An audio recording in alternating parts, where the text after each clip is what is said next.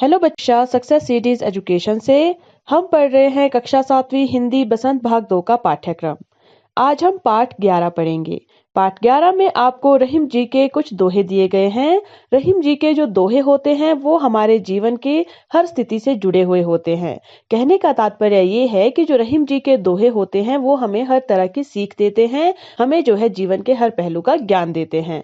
और रहीम जी के जो दोहे होते हैं वो जीवन की वास्तविकता का परिचय तो देते ही हैं हमें, उसके साथ ही साथ जो है हमें प्रेम, त्याग और जीवन की जो प्रत्येक परिस्थितियां होती हैं उनमें किस तरह से हमें सफलता से जीवन जीना चाहिए, हमें ये भी सीख देते हैं। तो आपको यहाँ पर आपके पाठ में जो दोहे दिए गए हैं उनमें रहीम जी हमें क्या सीख देते हैं, जीवन की किन परिस्थितियों से हमें अवगत करवाते हैं, आइए जानते हैं। पहला दोहा हमें दिया गया है, कही रहीम संपत्ति सगे बनत बहुत बहुरीत विपत्ति कसौटी जे कसे से सोई सांचे मीत। अब सबसे पहले हम इनके शब्दार्थों को जान लेते हैं ताकि आपको इसके अर्थ और भावार्थ को समझने में दिक्कत ना आए। यहाँ पर कही कहा गया है कहने को, सगे कहा गया है सगे संबंधियों को, बनत कहा गया है बनने को और बहु होता है सारे या अधिक, रीति कहा जाता है रीति रिवाजों को, विपत्ति कसौटी कहा जाता है मुसीबत के समय, कसे कहा गया है काम आने को, सोई कहा जाता है वही को, सांचे होता है सच्चा और मीत होता है मित्र। अब जब आपको यहाँ पर सभी शब्दार्थ समझ में आ गए हैं तो आप इन शब्दार्थों के सहारे जो है इसके अर्थ को जान लेते हैं। यहाँ पर रहीम जी कहते हैं कि जो हमारे सगे संबंधी होते हैं वो संपत्ति की तरह होते हैं। बनत बहु बहुरीत, वो जो है बहुत सारे रीति रिवाजों के बाद बनते हैं। विपत्ति कसौटी जे कसे, मुसीबत के समय जो काम आते हैं, सोई वही साचे मीत सच्चा मित्र है। तो किस तरह से आप इसके अर्थ को लिखेंगे, आइए जानते हैं। आप लिखेंगे, रहीम जी इस दोहे में कहते हैं कि हमारे सगे संबंधी किसी संपत्ति की तरह होते हैं। अब आप इसको एक्सप्लेन करेंगे क्योंकि संपत्ति भी जो है बहुत कठिन परिश्रम से इकट्ठी की जाती है और जो सगे संबंधी होते हैं वो भी जो है बहुत सारे रीति रिवाजों के बाद बनते हैं। क्योंकि जब भी आप जो है किसी सगे संबंधी को बनाते हैं यानी या किसी के साथ रिश्ता जोड़ते हैं तो बहुत सारे रीति रिवाजों को फॉलो करते हैं, तब जाकर जो है सगे संबंधी बनते हैं। विपत्ति कसौटी जे कसे सोई सांचे मीत। अब यहाँ पर रहीम जी हमें सीख देते हैं कि परंतु जो व्यक्ति मुसीबत में आपकी सहायता करता है या आपके काम आता है वही आपका सच्चा मित्र होता है। यहाँ पर इस दोहे का भावार्थ यही निकलता है कि जो मुसीबत में आपका साथ ना छोड़े, जो मुसीबत में आपके साथ खड़ा रहे, वही आपका सच्चा मित्र कहा जा सकता है। अगला दोहा है, जाल परे जल जात बही तजी मीनन को मोह रहीमन मछरी नीर को तऊ ना छोड़ती छो। तो इस दोहे के भी हम पहले शब्दार्थ जान लेते हैं और उसके बाद अर्थ और भावार्थ पर चर्चा करेंगे। इसके शब्दार्थों में बही कहा गया है बह जाने को, तजी कहते हैं त्याग करने को, मीनन कहा जाता है मछली को, मोह होता है प्यार या प्रेम, मछली यहाँ पर कहा गया है मछली को, नीर कहते हैं जल या पानी को, तो यहाँ पर कहा गया है तब भी या तथापि को, और छोह कहा जाता है प्रेम, स्नेह, कृपा या दया को, और इस दोहे में जो है प्रेम शब्द लिया गया है। अब इन शब्दार्थ है, आप इसके अर्थ को एक बार जान लीजिए कि जाल परे जल जात बही, यानी जब जाल जो है जल में जाता है तो जल जो है बह जाता है। तजी मीनन को मोह, लेकिन जो मछली है वो प्यार के कारण जो है त्याग नहीं कर पाती है। अब यहाँ पर जो रहीम जी हैं वो कहते हैं कि जो मछली है वो जल को जो है नहीं छोड़ पाती है, वो जल के मोह में जो है अपने प्राण तक त्याग देती है, क्योंकि जो मछली है वो पानी से बहुत ज्यादा प्रेम करती है। तो अब यहाँ पर इसके अर्थ को आप किस तरह से एक्सप्लेन करेंगे, आप इस दोहे के अर्थ को इस तरह से लिखेंगे कि इस दोहे में रहीम जी ने एक तरफा प्रेम का वर्णन किया है, यानी जो प्रेम जो है केवल एक तरफ से होता है, दूसरी तरफ से कोई भी प्रेम ना हो, उसे कहते हैं एक तरफा प्रेम। अब यहाँ पर रहीम जी के अनुसार जो है जाल परे जल जात बही, यहाँ पर रहीम जी कहते हैं कि जब किसी नदी में मछली को पकड़ने के लिए जाल डालकर उसे बाहर निकाला जाता है, तो नदी का जो जल होता है वो उसी समय जो है जाल से बाहर निकल जाता है। तजी मीनन को मोह, उसे जो है मछली से कोई प्रेम नहीं होता, इसलिए वो जो है मछली का त्याग कर देता है, मछली को छोड़ देता है। रहीमन मछली नीर को तऊ न छोड़ती छोह, परंतु जो मछली है वो पानी के प्रेम को भूल नहीं पाती है और उसी के वियोग में प्राण त्याग देती है, यानी उससे बिछड़ने के गम में जो है अपने प्राण त्याग देती है और मर जाती है। तो इसका जो भाव निकलता है इस दोहे का वो यह निकलता है कि सच्चा प्रेम वही है जो किसी भी स्थिति में जो है आपका त्याग ना करे, यानी जो अंत तक जो है आपके लिए जिए और आपके बिना जो है प्राण तक त्याग दे। तो यहाँ पर जो है प्रेम आपके लिए वही है, वही आपको प्रेम समझना है जो हमेशा आपके लिए खड़ा रहे, किसी भी परिस्थिति में आपको ना छोड़े। अगला जो दोहा दिया गया है हमें रहीम जी का वो है तरुवर फल नहीं खात है सरवर पियही ना पान, कही रहीम पर काज हित संपत्ति सांचही सुजान। अब हम इसके भी पहले शब्दार्थ जान लेते हैं और फिर अर्थ पर चर्चा करेंगे। यहाँ पर तरुवर कहा गया है वृक्ष को या पेड़ को, खाद कहा जाता है खाने को, सरवर कहा जाता है नदी या तालाब को, और यहाँ पर पियही कहा गया है पीने को, और पान कहा गया है पानी को, काज कहा गया है कार्य को, काम को या प्रयोजन को, हित कहा जाता है भलाई को या उपकार को, सिंचही कहा जाता है संचित किया हुआ या इकट्ठा किया हुआ, और सुजान कहा गया है सज्जन व्यक्ति को या अच्छे व्यक्ति को। तो यहाँ पर शब्दार्थों के आधार पर आप एक बार अर्थ को देख लीजिए कि तरुवर फल नहीं खात है, कि जो पेड़ है, जो वृक्ष है वो फल को नहीं खाता है, और सरवर पिए ही ना पान, यानी जो तालाब है, नदियां हैं, वो पानी को नहीं पीते हैं। कही रहीम पर काजहित संपत्ति संचही सुजान, तो यहाँ पर जो रहीम जी है वो ये कहते हैं कि उसी तरह से जो है जो सज्जन व्यक्ति होते हैं, जो अच्छे व्यक्ति होते हैं, वो उनके द्वारा जो इकट्ठा किया हुआ धन होता है वो दूसरों की भलाई में उसको प्रयोग करते हैं। तो इसको जब आप एक्सप्लेन करेंगे तो आप किस तरह से करेंगे?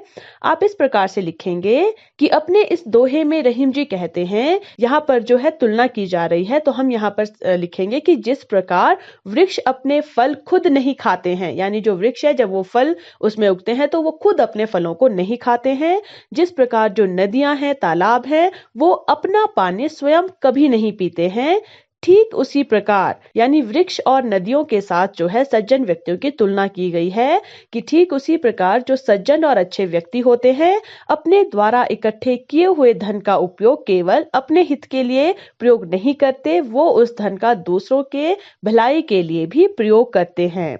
यानी यहाँ पर पेड़ों और नदियों के साथ जो है सज्जन व्यक्ति की तुलना की गई है, और इस दोहे का भाव यहाँ पर यह निकलता है कि हमें अपने धन संपत्ति का प्रयोग जो है केवल अपने लिए नहीं करना चाहिए बल्कि समाज के कल्याण के लिए भी उसका प्रयोग करना चाहिए, तभी जो है समाज का चौमुखी विकास जो है वो संभव हो सकता है। अब हम आते हैं अपने अगले दोहे पर। हमें अगला रहीम जी का दोहा दिया गया है कि थोथे बादर कंवर के ज्यों रहीम घरात, धनी पुरुष निर्धन भये करई पाछिली बात। अब यहाँ पर भी हम शब्दार्थों को पहले जान लेते हैं। थोथा कहा जाता है तत्व रहित को, यानी जो निकम्मा होता है, बेढंगा होता है। बादर कहा गया है बादल को। कवर होता है आपका अश्विन का महीना। ज्यों होता है जैसे, और गहरात कहा जाता है गरजने को। धनी कहा जाता है अमीर व्यक्ति को, और निर्धन होता है गरीब। भय यहाँ पर कहा गया है हो जाने को। करई कहा गया है यहाँ पर, छिली कहा गया है पिछली को। अब यहाँ पर शब्दार्थों के आधार पर हम कह सकते हैं कि यहाँ पर कहा गया है कि जो अश्विन के महीने के जो बादल होते हैं वो निकम्मे होते हैं। वो निकम्मे क्यों होते हैं? क्योंकि वो केवल गरजते हैं, वो बरसते नहीं हैं। यानी अश्विन के महीने में जो बादल होते हैं वो केवल गरजना जानते हैं, वो बरसना नहीं जानते हैं, वो तत्व रहित होते हैं। और यहाँ पर ये इसलिए कहा गया है क्योंकि जो धनी व्यक्ति होते हैं जो बाद में निर्धन हो गए हुए हैं, यानी जिन्होंने अपनी संपत्ति गंवा दी है, वो भी जो है पिछली बातों को दोहराते रहते हैं। अब यहाँ पर हम इसके अर्थ को अच्छे से एक्सप्लेन कैसे करेंगे। आप यहाँ पर लिखेंगे कि इस दोहे में रहीम जी कहते हैं कि जिस प्रकार बारिश और सर्दी के बीच का समय, यानी जो अश्विन का महीना होता है, उसमें बादल केवल गरजते हैं, बरसते नहीं हैं, उसी प्रकार जो कंगाल हो जाने के बाद अमीर व्यक्ति अपने पिछले समय की बड़ी बड़ी बातें करते रहते हैं, जिसका कोई मूल्य नहीं होता है। यहाँ पर भी जो है तुलना की गई है, जो निर्धन व्यक्ति है, जो पहले अमीर थे, वो जो है अपनी पिछली बेकार की बातों को रिपीट करते रहते हैं, जिनका कोई भी मतलब नहीं रह जाता है। जिस प्रकार से जो है अश्विन के महीने में बादलों का कोई अर्थ नहीं होता है, वो केवल गरजते रहते हैं, बरसते नहीं हैं। उसी तरह से जो निर्धन व्यक्ति हैं, जो पहले अमीर थे, वो अपनी अमीरी का जो है फालतू में ही बखान करते रहते हैं, अपनी पिछली जिंदगी को जो है याद करते रहते हैं, जिनका कोई मूल्य नहीं रह जाता है। तो यहाँ पर इस दोहे का जो भाव है वो ये निकलता है कि सही समय पर ना किया गया जो काम है, वो बाद में उसका कोई मूल्य नहीं रह जाता है। हमें जो है जो काम है वो सही समय पर ही करना चाहिए, बाद में उस काम को करने से किसी को भी लाभ प्राप्त नहीं होता है। अगला हमें दोहा दिया गया है रहीम जी का कि धर है सीत धाम ओ में, जैसे परे सो सही रहे, त्यों रहीम यह देह। अब हम यहाँ पर भी पहले शब्दार्थ देख लेते हैं। रीत कहा जाता है प्रथा को, रिवाज को या परंपरा को। सीत यहाँ पर कहा गया है सहन शक्ति को।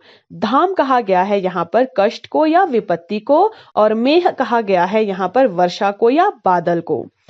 सही कहा गया है यहाँ पर सहन करने को। और त्यों होता है वैसे, देह कहा जाता है शरीर को।